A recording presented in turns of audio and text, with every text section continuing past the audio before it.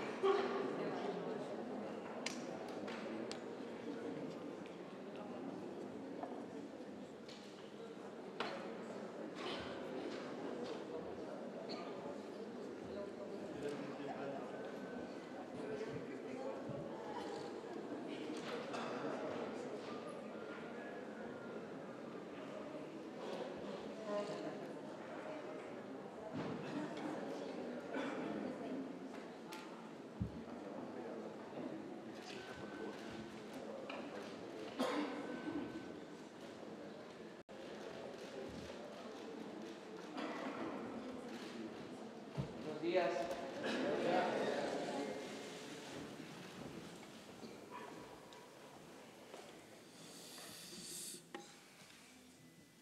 Bueno, pues vamos a informar el día de hoy sobre la estrategia que se está aplicando para ayudar en la búsqueda de desaparecidos. Esto es muy doloroso, también lamentable. Van ustedes a escuchar cuál es la realidad, el estado actual de este lamentable asunto y lo que vamos a llevar a cabo, lo que ya se está haciendo y va a ser el plan durante todo el gobierno. El compromiso de que nunca más utilizar la fuerza, declarar la guerra para enfrentar problemas de inseguridad que surgieron por la desatención al pueblo, por el modelo económico llamado neoliberal o neoporfirismo que se aplicó en beneficio de una minoría rapaz. Ese es el problema de fondo. Eso fue lo que desató la inseguridad y la violencia, y nunca más usar la fuerza para resolver problemas sociales. La paz y la tranquilidad son frutos de la justicia. Vamos a escuchar a Alejandro Encinas, que va a exponer sobre este plan.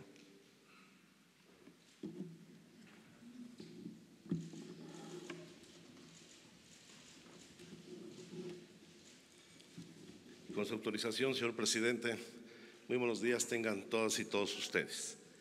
Lo que vamos a presentar el día de hoy es el resultado de una muy larga serie de consultas que desde el periodo de transición hemos venido realizando con colectivos que atienden a las víctimas, con familiares de las víctimas y atendiendo también las recomendaciones de las agencias internacionales, en particular la Oficina de la Alta Comisionada para los Derechos Humanos de la Organización de Naciones Unidas. Por supuesto, este es un plan que tendrá que irse instrumentando para enfrentar uno de los problemas más lacerantes que vive nuestra sociedad, que es el de la desaparición forzada, ya sea por agentes del Estado o por particulares, del cual hemos heredado quizá uno de los signos más ominosos del régimen anterior. Se estima que actualmente existen 40,000 personas desaparecidas, más de 1,100 fosas clandestinas, alrededor de 26,000 cuerpos sin identificar en los servicios forenses, y esto da cuenta de la magnitud de la crisis humanitaria y de violación a los derechos humanos que estamos enfrentando y que debemos superar en nuestro país. Ha habido avances, sin lugar a dudas, en la elaboración de leyes, pero lamentablemente en su implementación no solamente no se ha cumplido con los objetivos que se han planteado en ellas, sino que se ha caído en una profunda simulación. Y por eso el acuerdo al que hemos alcanzado con muchas organizaciones, a las cuales seguiremos consultando, al igual que a las familias de las víctimas, es avanzar en la implementación real de la Ley General en materia de desaparición forzada de personas, desaparición cometida por particulares y crear el Sistema Nacional de Búsqueda. El objetivo fundamental, son 11 puntos que iré desglosando en las sucesivas intervenciones. El objetivo fundamental de este plan de implementación de la ley es diseñar, con la participación de las familias de las víctimas, y lo quiero subrayar, con la participación de las familias de las víctimas, las bases generales, las políticas públicas y procedimientos en los órdenes de gobierno para la búsqueda, localización e identificación de personas desaparecidas y no localizadas, así como prevenir, como uno de los retos fundamentales, prevenir, investigar y sancionar a los responsables de estos delitos. La verdadera reparación del daño en estos casos es la aplicación de la justicia y el castigo a los responsables. Como ustedes saben, el Sistema Nacional de Búsqueda está integrado por 42 personas, representantes de distintas instituciones. Y ahí es donde empieza la simulación que se hizo en el gobierno anterior, donde a 2 semanas de terminar su gestión se instaló el Sistema Nacional de Búsqueda y se presentó un plan nacional de búsqueda que no fue consultado con nadie, pero de los 42 integrantes, pues 24 no están constituidos, pues son las comisiones estatales de búsqueda, el establecimiento de un programa nacional consensado con las víctimas, la participación en diseño e implementación del Programa Nacional de Exhumaciones e Identificación Forense y las acciones de búsqueda, verdad y justicia para las víctimas. Un reto fundamental va a ser la necesaria conformación de las comisiones locales. A la fecha tenemos solamente 8 comisiones integradas, una de estas ya en esta administración. Tenemos otras 4 donde ya existe el decreto de la legislación que permite su conformación, pero no se ha nombrado el responsable.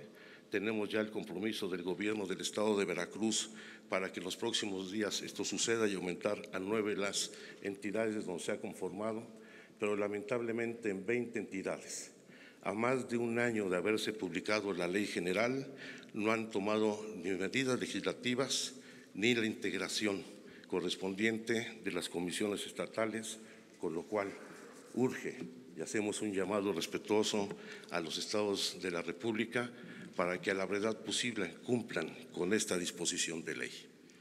Para fortalecer estos trabajos vamos a dotar de recursos suficientes, o si no suficientes, sí importantes, para que cumpla puntualmente sus trabajos la Comisión Nacional de Búsqueda y el sistema en su conjunto.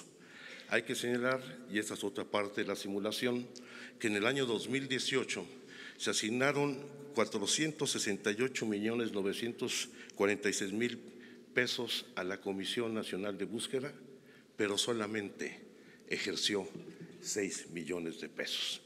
Es decir, ese presupuesto solamente estuvo en el papel, lo cual ha llevado no solamente a la falta de desarrollo de las capacidades técnicas institucionales para la búsqueda, a las limitaciones tecnológicas para hacerlo, limitaciones en recursos humanos y pues el retraso lamentable en la implementación de la ley. Para este año se han asignado 400 millones de pesos que se ejercerán plenamente por parte de la Comisión Nacional de Búsqueda y estamos trabajando con la Secretaría de Seguridad y Protección Ciudadana para que desde el Sistema Nacional de Seguridad podamos utilizar los recursos del Fondo de Apoyo a la Seguridad Pública en los estados, que cuenta con una cifra de 7.500 millones de pesos para desarrollar las capacidades en materia de identificación forense, la atención fundamentalmente a todos los cuerpos que tenemos sin identificar, pero también a las acciones de búsqueda, de exhumación y identificación, contando con un sistema único de información. Para ello, hemos venido elaborando, también en coordinación con las organizaciones internacionales y con las organizaciones de las víctimas, los protocolos fundamentales para desarrollar estas tareas, desde el protocolo homologado de investigación de los delitos vinculados con la desaparición forzada, como los protocolos homologados para la búsqueda, la exhumación, la identificación y desarrollar un enfoque diferenciado que nos permita atacar de mejor manera las tareas de búsqueda en todo el territorio del país, que lamentablemente se ha convertido ya en una enorme fosa clandestina nuestro territorio. Dentro de las novedades, lo que queremos impulsar para favorecer las tareas de carácter preventivo y no dedicarnos solamente a la búsqueda de personas desaparecidas que ya tienen muchos años, vamos a dar prioridad a la búsqueda en vida. Esto nos va a permitir, por supuesto, no solo recuperar a personas que todavía podían estar en condición de vida frente a actos de desaparición forzada, sino también enfrentar problemas vinculados con la trata de personas. Más aún, con este tipo de acciones que ya se han venido desarrollando, se ha acreditado que efectivamente puede tenerse resultados con una respuesta oportuna del Estado y de las distintas instituciones públicas. Un tema adicional es el tratamiento a las personas migrantes, particularmente con las rutas que están plenamente identificadas donde están las situaciones de riesgo de la población migrante en nuestro país. Esto forma parte de la nueva política migratoria en México, en donde se estima que entre el 8 y el 10% de las personas desaparecidas son migrantes, particularmente provenientes del Triángulo Norte de Centroamérica.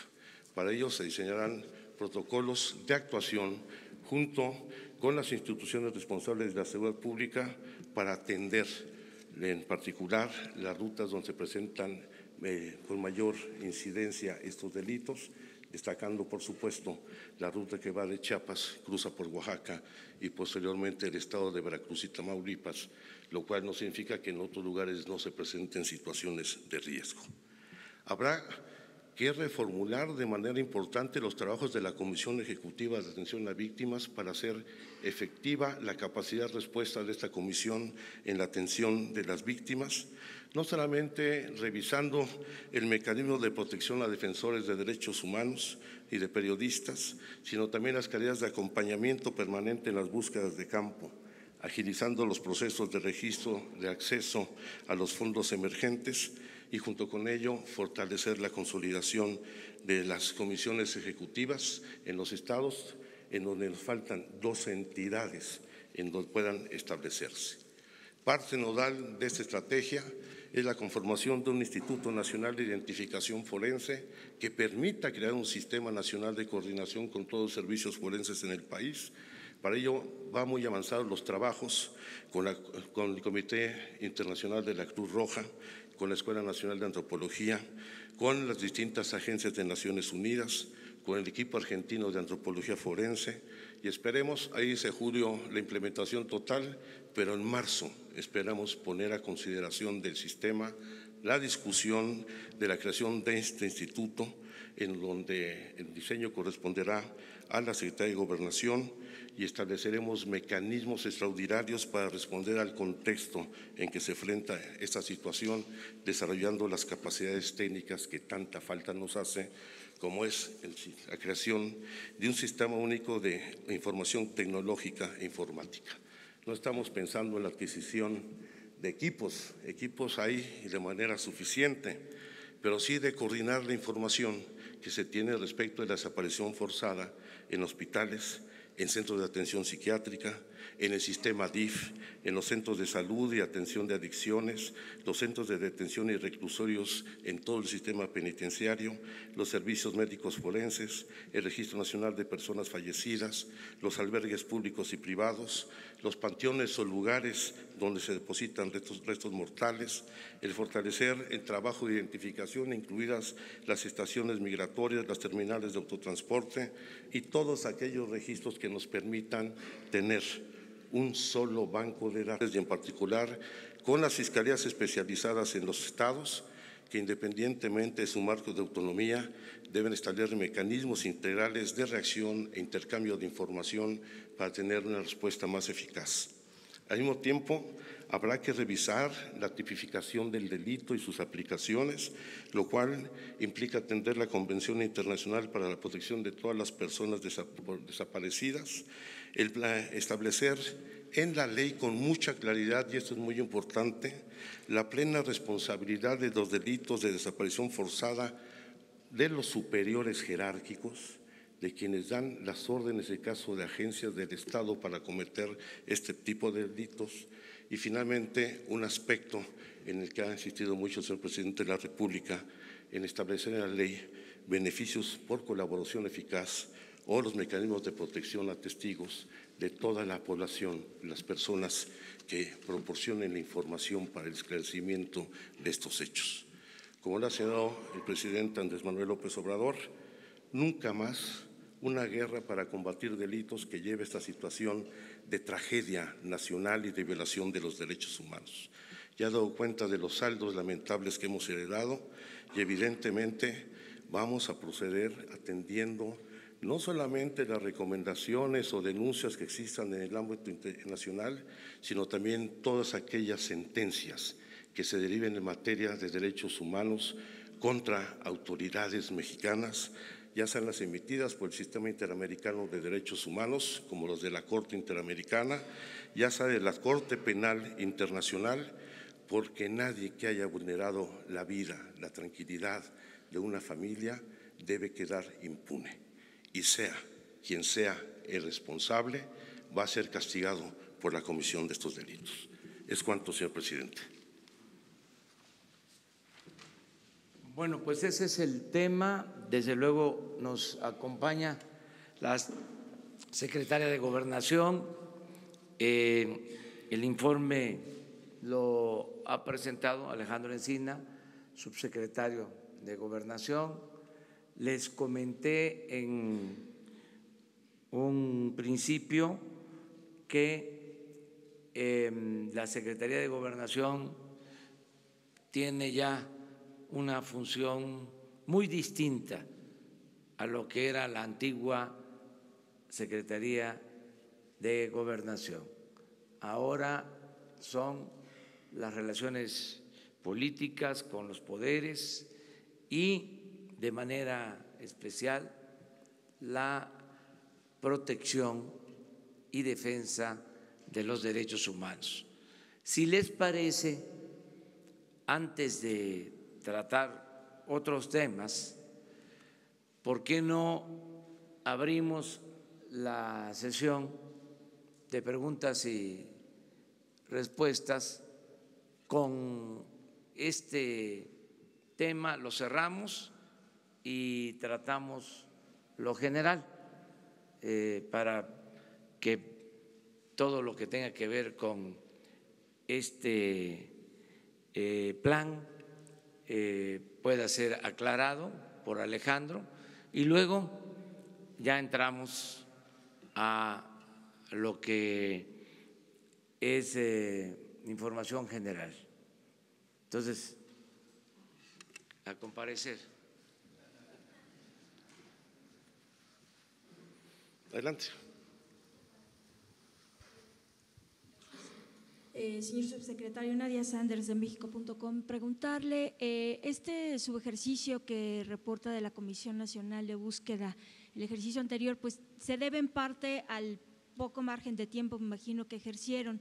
Mi pregunta es, ¿estos 400 millones de pesos que están asignados este año serán suficientes para la creación del INAID?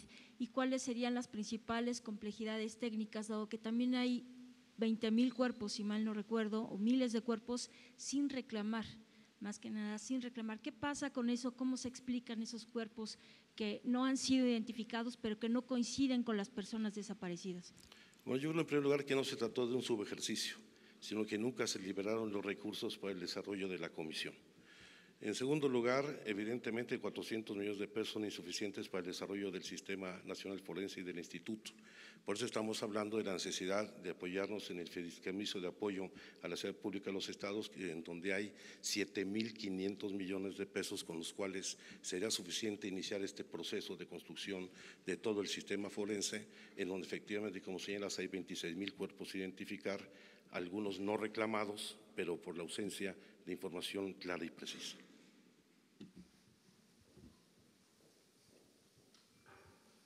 Hola, Alberto Rodríguez, SDP Noticias. Acaba de decir que es caiga quien caiga. ¿Esto va a implicar también secretario del Estado, gobernadores, mandatarios de administraciones pasadas y líderes de bandas de narcotráfico? Sí.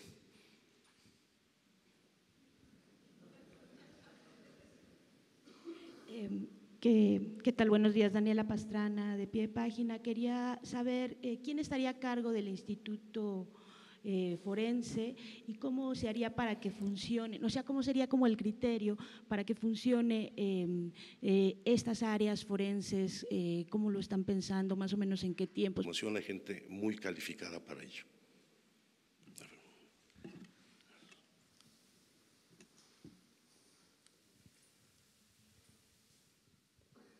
Buenos días, Marcela Turati, colaboradora de la revista Proceso y Quinto Elemento Lab. Vi en una de sus láminas que decía que van a reconocer la competencia del Comité Especializado de la ONU para Desapariciones. ¿Es cierto? O sea, las familias van a poder meter sus casos individuales. Y la otra pregunta, porque eso no lo desarrolló, y la otra pregunta es ¿cómo van a prevenir las desapariciones? Sabemos que las Fuerzas Armadas, la Marina, el Ejército, son algunas de los cuerpos que tienen casos. Tenemos el caso de la familia Alvarado, que le ha tocado, los de Nuevo Laredo, los marinos, que son los que le han tocado ya a ustedes este sexenio. ¿Qué se va a hacer si estos cuerpos tienen en el ADN muchas veces la desaparición? Usted sabe, desde la Guerra Sucia, si en ese momento y nunca se ha juzgado, no se ha acabado con la impunidad, ¿qué va a pasar? ¿Cómo se va a prevenir para que esto no se vuelva a repetir? Pues en primer lugar, en el caso de la segunda pregunta, cumpliendo con las instrucciones que nos ha dado el presidente de la República a todos los miembros del gabinete y particularmente a las Fuerzas Armadas, a los cuerpos de seguridad, para que estos se apeguen plenamente al respeto de los derechos humanos.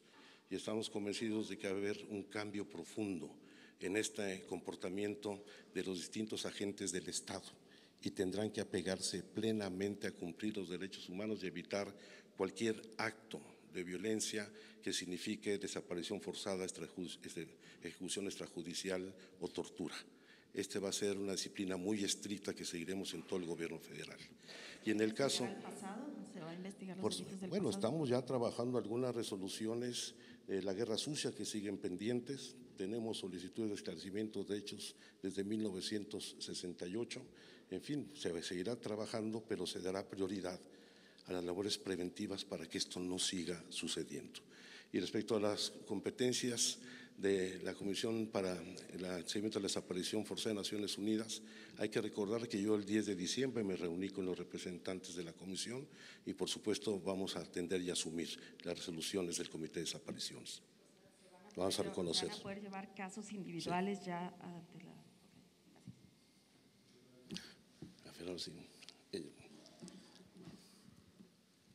Buenos días, subsecretario. Rocío Méndez, Noticias MBS.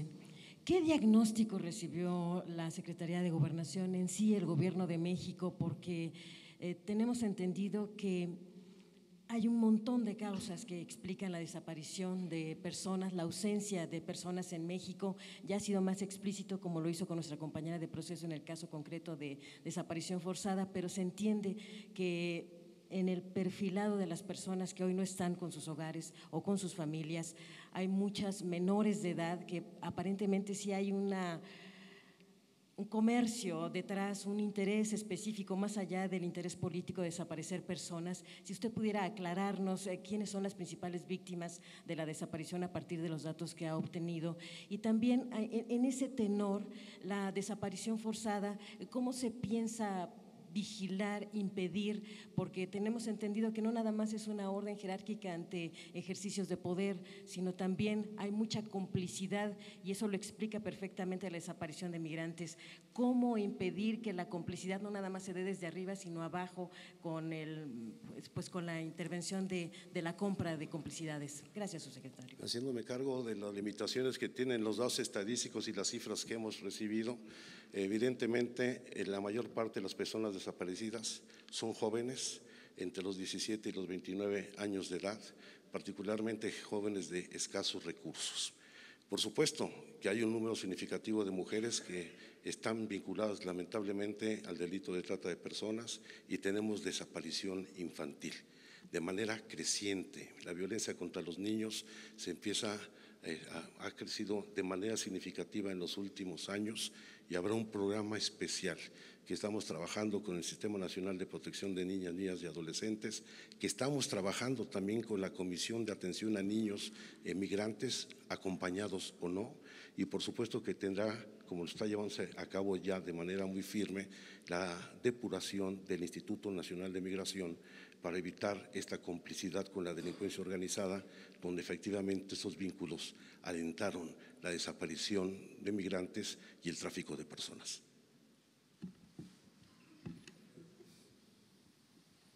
Canal 11.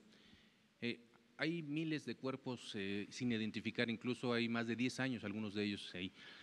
¿Cómo establecer una estrategia para poder identificar rápidamente esos cuerpos? Y si dentro de esta línea de 40,000 desaparecidos también podría vincularse esta relación, ¿no?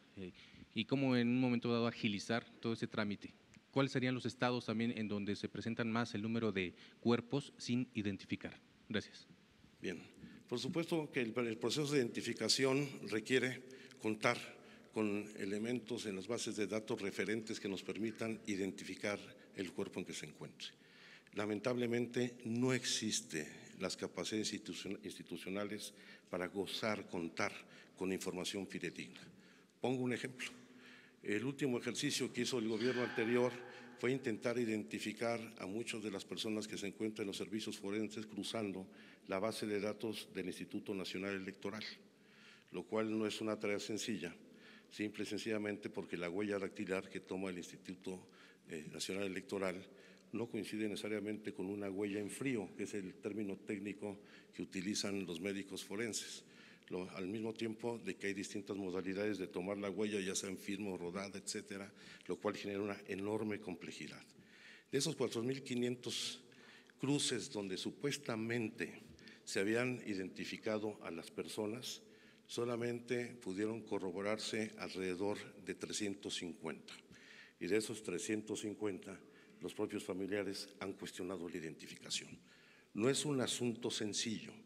Los sistemas más desarrollados pueden ayudar contando con toda la información entre 15 días y un mes para desarrollar una identificación eficiente, aunque el promedio internacional puede llevarse entre 1 y 3 meses, lo cual pues va a implicar una carga de trabajo enorme, y por eso hay que ir a enfrentar el problema de raíz para que se pueda revertir esto. No de inmediato, hay que ser objetivos y no generar una falsa expectativa, sino en la medida que se desarrollen las capacidades institucionales, evaluaremos nuestra capacidad de respuesta. Bueno, es que son muy disímbolos. En la mayor parte hay un estándar y se concentran fundamentalmente en las grandes ciudades. El caso de Tijuana, de Guadalajara, en los casos de las ciudades veracruzanas, en las grandes ciudades es donde se concentra fundamentalmente este problema.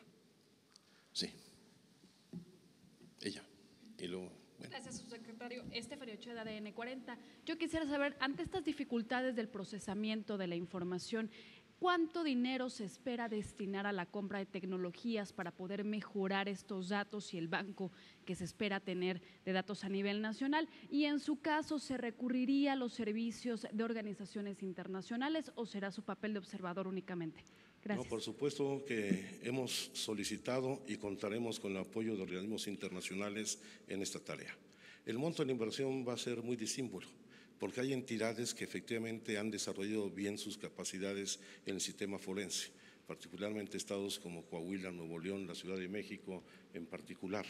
Hay otros que van a tener que hacer sus propias inversiones, toda vez que son recursos que se canalizarán en los estados de la República. En lo que corresponde al gobierno federal, por supuesto que nosotros fortaleceremos la construcción de este Instituto Nacional Forense, y la Fiscalía General de la República deberá de fortalecer la policía científica y todo lo que son los bancos de ADN e identificación de cuerpos. Allá atrás. Buenos días, subsecretario. César Huerta, de la revista Polemón. En estos casos hemos visto, o bueno, en los gobiernos anteriores, que fueron las familias quienes localizaron en muchos de los casos los cuerpos y hicieron búsquedas. ¿Ustedes tienen contempladas a las familias para ayudarlas a buscar a los desaparecidos, para que, por ejemplo, las rastreadoras tengan seguridad y tengan el apoyo del gobierno de México para poder hacer estas búsquedas? Por supuesto que vamos a apoyar a las familias. Hay que asumir que ellas han desarrollado un trabajo de búsqueda muy importante, pero quiero señalar lo siguiente: el Estado asumirá su responsabilidad, y si bien acompañaremos a las familias en su búsqueda, esta es una responsabilidad que tiene que asumir el Estado mexicano. Y por supuesto, estableceremos los protocolos de acompañamiento a los familiares de las víctimas para actuar de manera común. Bueno, ustedes vieron, la semana pasada estuvimos en el estado de Guerrero con la 4ª Caravana Nacional de Búsqueda, en donde hubo un acompañamiento, en donde participó la Secretaría de Gobernación, la Fiscalía General de la República, estuvo el Ministerio Público, estuvo los peritos forenses, estuvo la Secretaría de Salud. Eso lo queremos hacer, respetar el legítimo derecho de las familiares a buscar a sus hermanos, padres, esposas, etcétera, pero asumiendo esto como una responsabilidad, con distintas intensidades en algunos casos, pero estoy seguro de que vamos a encontrar puntos de entendimiento y de colaboración. Y en la otra hay que señalar que la Secretaría de Gobernación en los próximos días instalará una mesa de reconciliación y diálogo, en donde establecemos bases para establecer, si no necesariamente una comisión de la verdad, un mecanismo que nos permita encontrar los procesos de pacificación y reconciliación en el país.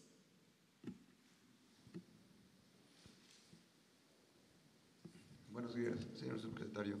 Urbana Barrera, del diario Ovaciones.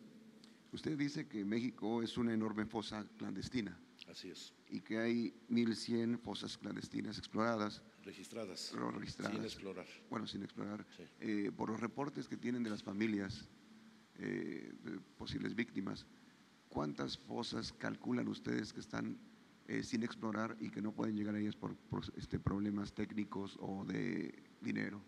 Bueno, el dato es un referente, viene básicamente de la Comisión Nacional de Derechos Humanos, pero evidentemente el número de fosas puede ser mucho mayor.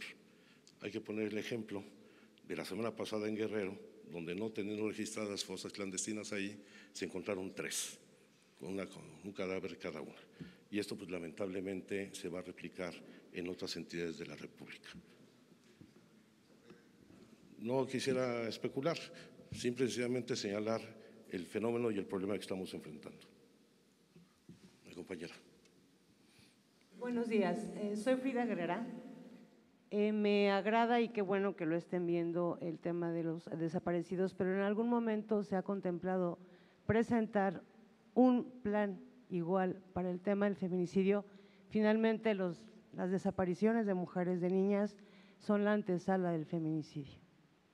Sí, se va a dar a conocer, por lo pronto se están trabajando en el seguimiento de este fenómeno, tanto del homicidio para mujeres como los crímenes de odio, y por supuesto que se presentará el programa que ya se está elaborando en la Secretaría de Gobernación probablemente la próxima semana. Sí, la próxima semana. Para esto va a haber reunión, bueno, sabemos que se han reunido con ciertos grupos, con ciertos colectivos, pero el resto de las familias que no están siendo acompañadas por colectivos o por activistas, también van a ser recibidas? ¿De qué forma las van a recibir? Por supuesto que sí, va a haber mecanismos de audiencia y de consulta. Y quiero decirlo, aprovecho la oportunidad para decirlo con toda claridad. Nosotros no asumimos que hay víctimas de primera y de segunda, o que hay colectivos de primera o de segunda.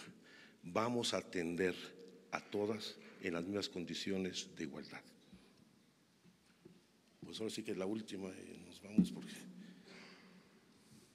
Buenos días, secretario Eduardo García de Infocel y Sentido Común. Una pregunta fácil. ¿Cuáles son las principales causas que ustedes han encontrado de estas desapariciones? ¿Tienen algunos porcentajes? ¿Crimen organizado, violencia del Estado, en fin?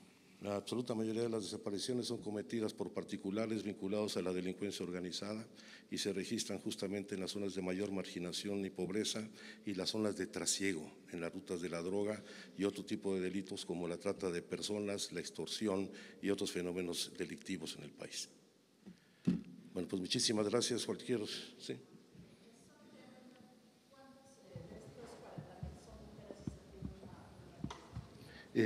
No lo recuerdo con precisión, la absoluta mayoría son hombres, pero les voy a dar el dato en particular. Muchas gracias, presidente.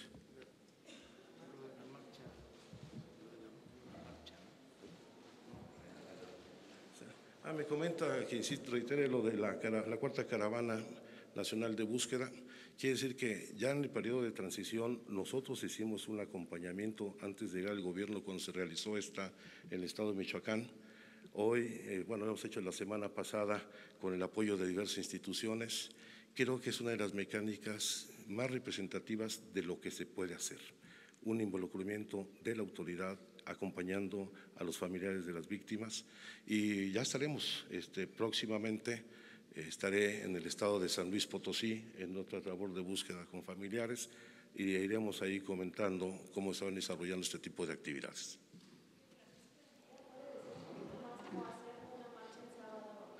Sí, yo creo que el reclamo que se presentó el sábado es de suma importancia. La búsqueda en vida implica tener la capacidad de reacción inmediata de la autoridad y no solamente emitir una alerta Amber o desaparición, sino y no solamente se requieren reformas de carácter legal para no estar imbuidos en este circuito del tiempo que tiene que pasar para declarar que una persona está desaparecida o no localizada. Y lo fundamental es la capacidad de respuesta en el territorio. De ahí la importancia de que en estos procesos ayuden las fiscalías y las autoridades estatales y municipales. Muchas gracias. Muy bien, pues ahora abrimos la sesión de preguntas y respuestas en lo general, si les parece, ya con poco tiempo, porque este tema que se acaba de llegar a plantear, de que éramos malos los mexicanos por naturaleza, que nos gustaba la violencia, llegaron a poner ejemplos absurdos sobre prácticas que supuestamente se llevaban a cabo en la época prehispánica, cuando nuestro pueblo es pacífico, no es violento. Esto es producto de la política de saqueo, del abandono a la gente. Nunca se había hondado tanto la desigualdad en México como en el periodo neoliberal, al grado de que hay más desigualdad ahora que cuando Morelos proclamó que se aboliera, que se moderara la indigencia y la opulencia. Y se puede probar, es el periodo de más desigualdad que ha habido en la historia de México. y el periodo de más corrupción en la historia de México, de más saqueo, ni siquiera comparado con lo que fue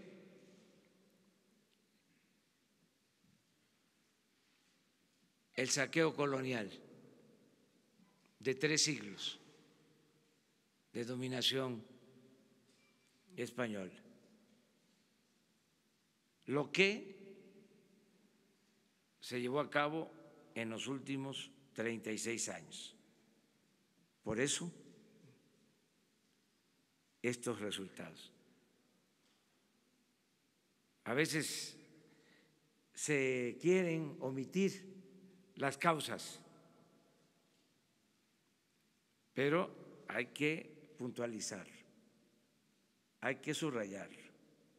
Esta es la consecuencia de una política fracasada, inhumana, corrupta, que ya no puede volver a imponerse en nuestro país.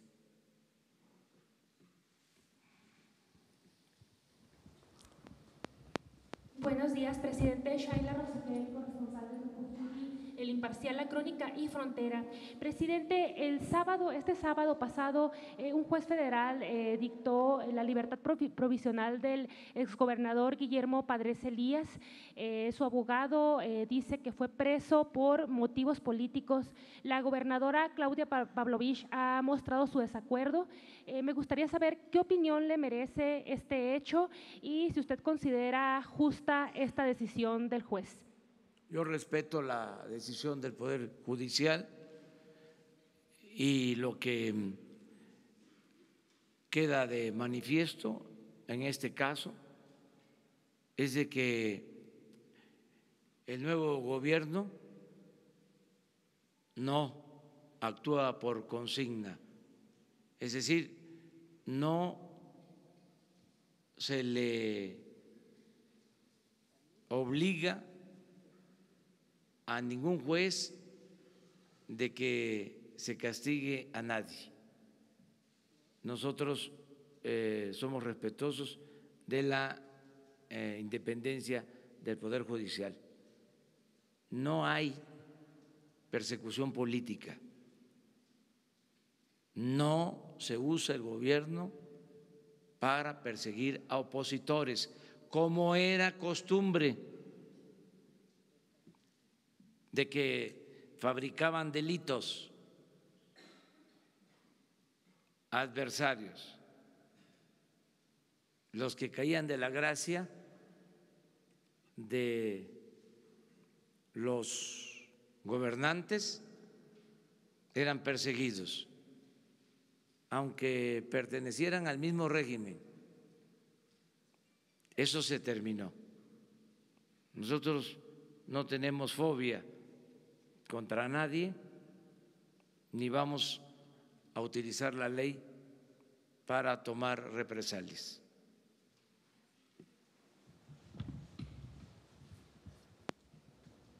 Gracias, señor presidente. Esteban Durán, de Vanguardia Veracruz. Mencionó que ya hay detenidos y que nos iban a dar los nombres sobre quienes están participando en el robo de Pemex. Hasta el momento no ha habido alguna respuesta. Otra pregunta es de que hubo recortes para actividades científicas y tecnológicas y que eso está muy lamentable y que personal altamente calificado será despedido, que no será recontratado. ¿Qué opinión tiene al respecto? Bueno, sí hay detenidos y hay investigaciones, pero eso corresponde a la Fiscalía General. Nosotros no nos metemos en eso, se presentan las denuncias, es nuestra responsabilidad y es la Fiscalía la que se hace cargo de llevar estos juicios. Acerca del despido de profesionales, no existe ese propósito. Estamos ya terminando de limpiar el gobierno de quienes no eran necesarios porque su labor no ayudaba a la gente, o sea, que no tenían una función social, sobre todo los altos funcionarios públicos. Había muchos funcionarios públicos contratados, eso sí, ya no son empleados, trabajadores del gobierno, se redujeron las áreas del gobierno, hay austeridad republicana, pero eso es lo que hay, básicamente.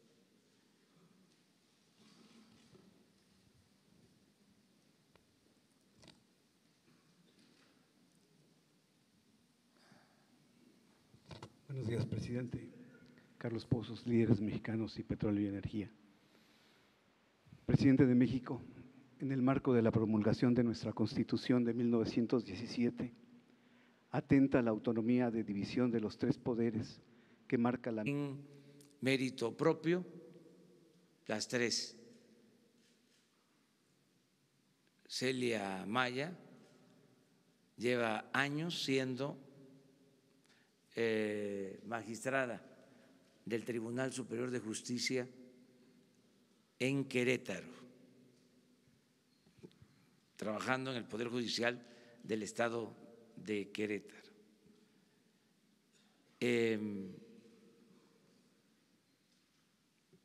La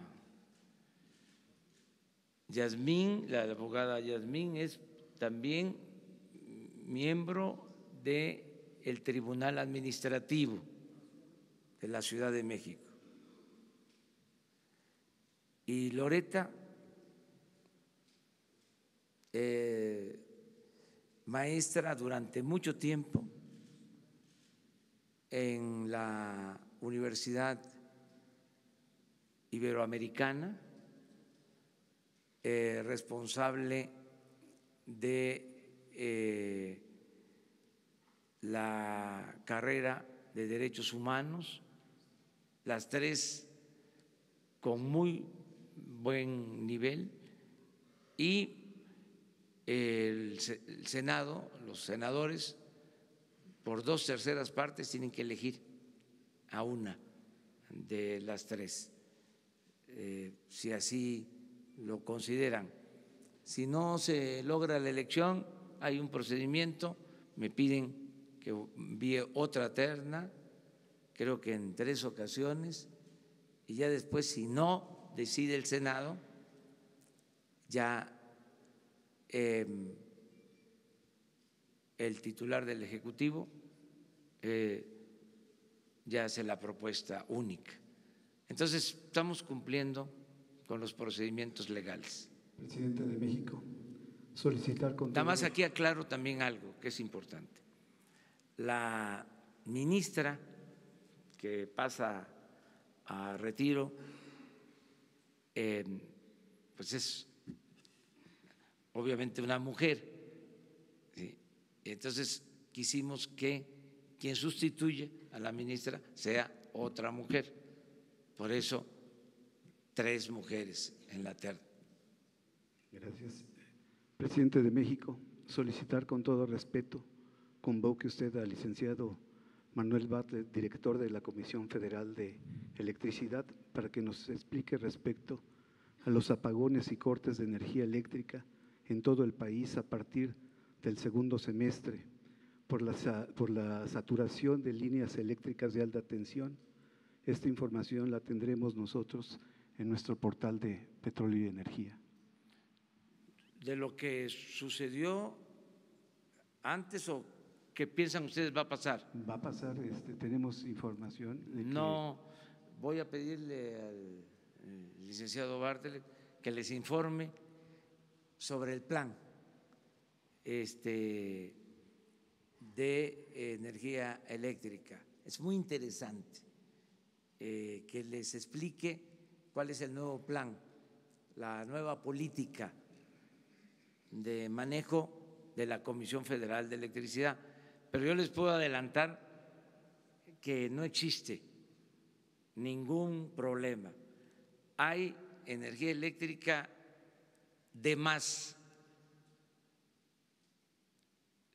Y es interesante, hasta me causa risa, y con todo respeto, no es a usted, sino que estos corruptos, tecnócratas neoliberales, cuando iban a privatizar la industria eléctrica, empezaron a manejar de que nos íbamos a quedar sin luz, de que no íbamos a poder tener capacidad para satisfacer la demanda de energía eléctrica. Luego entonces había que abrir el mercado. Utilizaron una ley secundaria para empezar a entregar contratos a empresas privadas. Desde 1989 reformaron una ley secundaria para privatizar la industria eléctrica. Así comenzó la privatización. En ese entonces éramos autosuficientes. La Comisión Federal de Electricidad producía toda la energía eléctrica que consumíamos y había planes para el desarrollo de la industria eléctrica nacional que un gran presidente, Adolfo López Mateos, había nacionalizado. Bueno, ¿qué sucedió? Empezaron a hablar de que nos íbamos a quedar sin luz y que había que abrir el mercado. Ahora compramos la mitad de la energía eléctrica que consumimos a empresas privadas y se les compra la energía eléctrica a precios muy caros porque se les da, aunque parezca increíble, subsidio a las empresas particulares.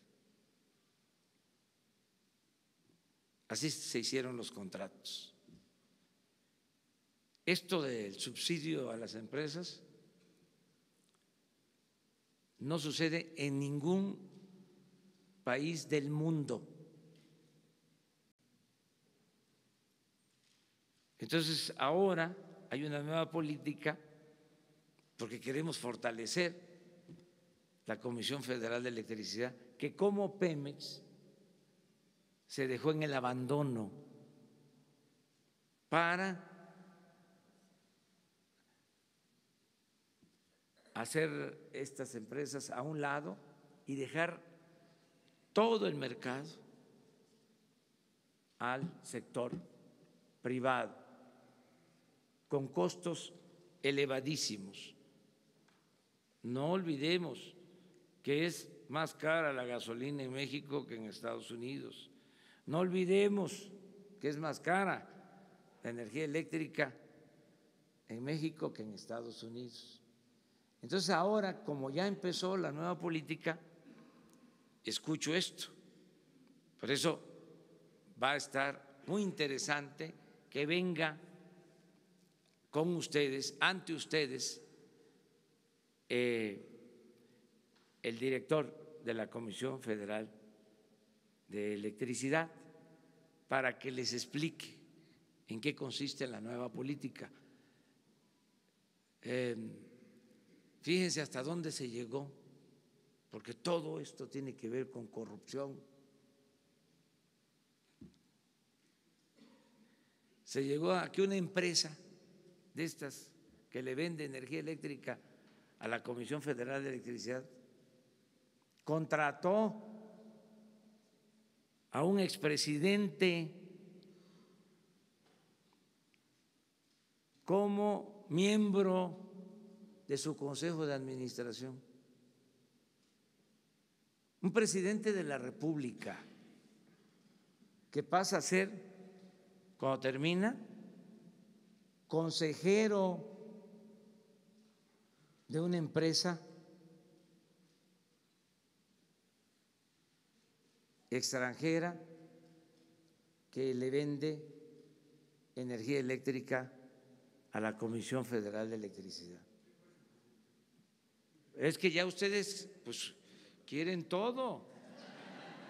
¿Y qué van a investigar? Yo nada más les digo de que yo voy a terminar y…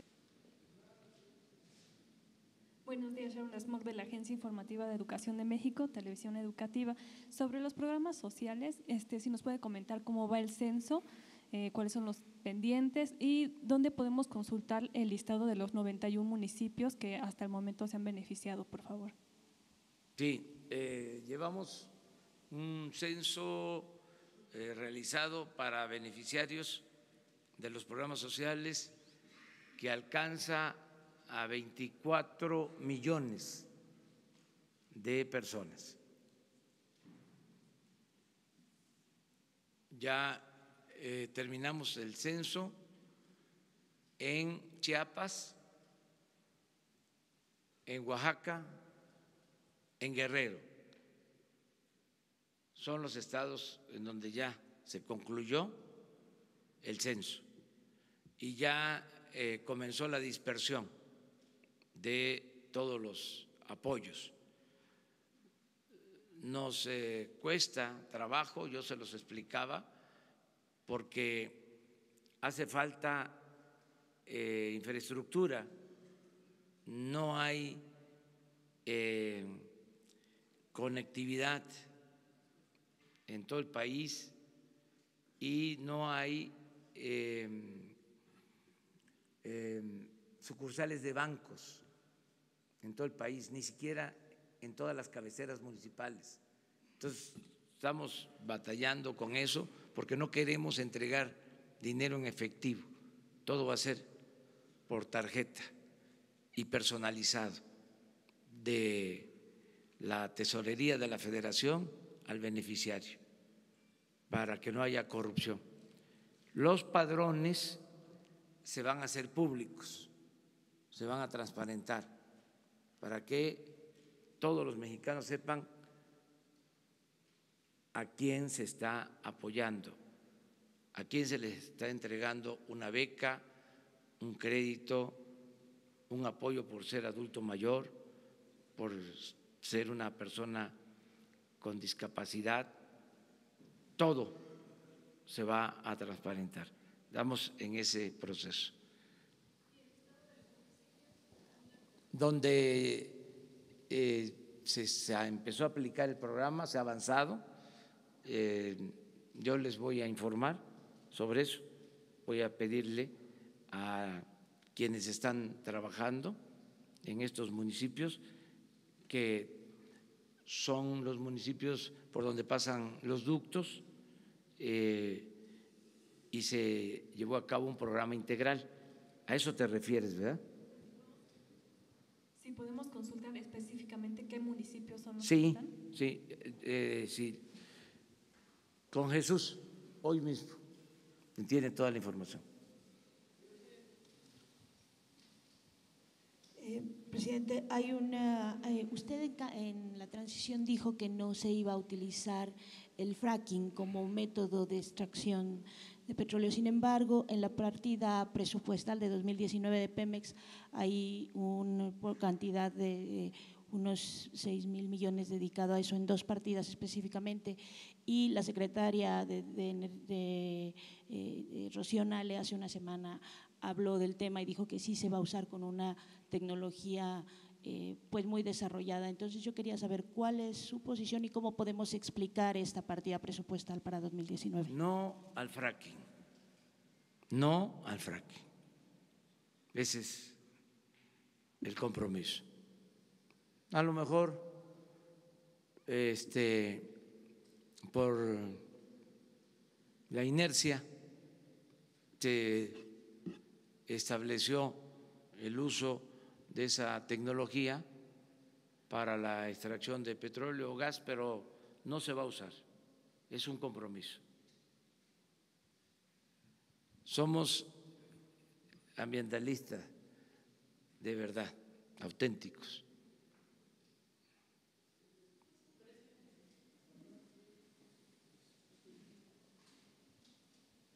Buenos días, presidente. Mariana León, del periódico El Financiero. Preguntarle sobre este mecanismo que anuncian hoy por parte de la Secretaría de Gobernación. ¿Qué mensaje le da a las miles de familias que tienen todavía a uno de sus seres queridos desaparecidos, comparado, contrastado con la capacidad que dejaron los antiguos gobiernos para encontrar estos cuerpos, a estos familiares? ¿Qué capacidad real podrían tener? ¿Y qué mensaje le da a las familias que están esperanzadas y tienen la expectativa de que haya resultados pronto, al menos al final de su administración? Y también preguntarle, en días pasados, el jueves había dicho sobre este caso de la empresa Modelo, que ustedes habían tenido una intervención para que no se hiciera el regreso del ISR, cuando este caso ya estaba en la Suprema Corte de Justicia. Fue una cita que usted dio en uno de los eventos que tuvo, y preguntarle sobre cuál fue exactamente esta intervención que usted habría tenido en la Suprema Corte de Justicia. Gracias. Bueno, a las víctimas, familiares de víctimas, pues siempre nuestro pesar por su sufrimiento y nuestro compromiso de hacer todo lo que esté a nuestro alcance, todo. Dije una vez, y a algunos no les pareció, pero lo repito ahora, todo lo que humanamente, de todo, además de la voluntad que tenemos, a cargo de este asunto tan lamentable está uno de los mejores servidores públicos que tiene la nación, Alejandro Encinas. Eso es lo que podemos dar en garantía. Acerca de cómo se evitó de que en la Corte se fallara para que se les devolvieran los impuestos a los exdueños de la empresa Modelo, pues sí, intervenimos. El consejero jurídico de Presidencia, de manera muy respetuosa, con la directora del SAT, que es una espléndida abogada, una muy buena abogada, además de ser una muy buena profesional, es una mujer honesta, Margarita Ríos. Se habló con los ministros de manera respetuosa. Una cosa es ordenarles, otra cosa es presentar, como lo puede hacer cualquier persona, cualquier interesado, argumentos, que se escuche a las partes antes de que se emita una resolución. Ya existía un proyecto, un ministro había elaborado el proyecto para que se pagara, para que se devolviera el impuesto sobre la renta. Ya estaba el proyecto. Y otros ministros votaron en contra. Ahora se dice, es que era un caso, sí, pero dejaba el precedente. Y ya con una resolución así se venían en cascadas otros asuntos. Pero esto también no es un caso aislado, era una práctica que ojalá y se erradique. No todos, desde luego, no quiero generalizar. Bueno, en este caso, la empresa Modelo emitió un boletín diciendo que ellos no habían dejado de cumplir con sus responsabilidades fiscales y dijeron la verdad. Estamos hablando de una empresa responsable. O sea, no quiero generalizar, pero había la mala costumbre de que los llamados grandes contribuyentes no pagaban impuestos, o cuando los pagaban se les devolvía. Eso ya no puede seguir sucediendo. No es posible que todos los ciudadanos paguemos impuestos. La gente más humilde paga impuesto, porque cuando compra una mercancía ahí va incluido un impuesto, ahí va el IVA. El trabajador paga impuesto, ustedes pagan impuestos, los médicos, los abogados pagan impuestos, los que tienen un despacho pagan impuestos, los empresarios pagan impuestos, comerciantes pagan impuestos, todos, impuestos sobre la renta. ¿Cómo es posible que los que tienen más ingresos no paguen o que se les devuelva? Yo recuerdo casos en donde devolvían impuestos sin llegar siquiera a una resolución de la Corte, porque en este caso fue la última instancia. Conozco asuntos de abogados muy famosos, muy influyentes de otros tiempos, que ahora no están tan contentos con nosotros,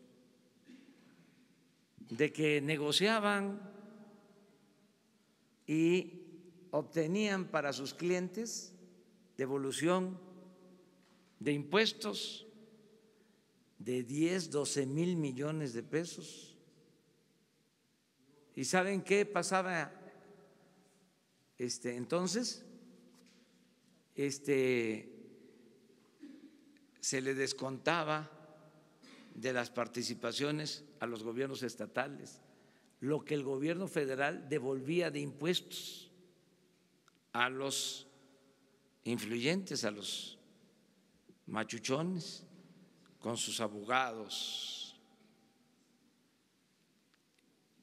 traficantes de influencia, porque ni siquiera son buenos abogados, tienen agarraderas, tenían a su servicio a funcionarios de la Procuraduría y mucha influencia en el Poder Judicial. Todo eso se acabó y el juez, magistrado, ministro que proteja a un delincuente de cuello blanco, que solape un acto de corrupción, cuando menos